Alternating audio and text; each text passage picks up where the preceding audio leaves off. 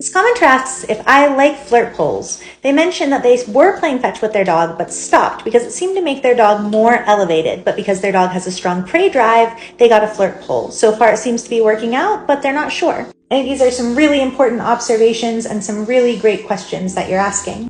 And I have several recent videos on my page that speak to several of these topics more in depth, including one that fetch on its own can absolutely be a super arousing game with no opportunity to come down. Just like you're talking about, it allows the dog to practice the chase and the grab bite portion of the prey sequence, but it does not allow the dog the opportunity to then come back down through the possession and the dissecting and the consumption. And so I always recommend playing fetch as an on-off switch game, or some other type of game that allows your dog to practice coming up a little bit in the running, the chasing, but then also to come back down. And this is a great way to build self-regulation. And in the enrichment collection on our page, we have a lot of videos about this. But in short, for fetch, you might do something like throw the ball in such a way that the dog then has to sniff around for it, like into tall grass or into a wooded area.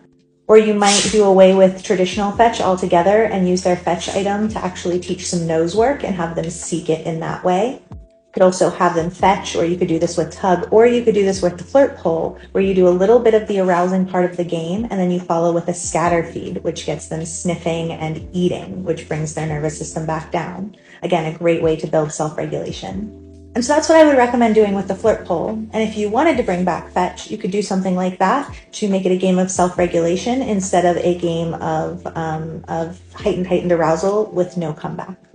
And then, of course, make sure that you are taking the appropriate precautions to make fetch and flirt pole activities physically safe for your dog as well. We have a video not too far back in our enrichment collection in the big conversation we had recently around fetch about the physical risks of fetch that veterinarians warn about and how you can mitigate those risks or weigh them with your individual dog to make a smart decision. With a flirt pole, you want to avoid playing on slippery surfaces. You want to avoid sharp turns.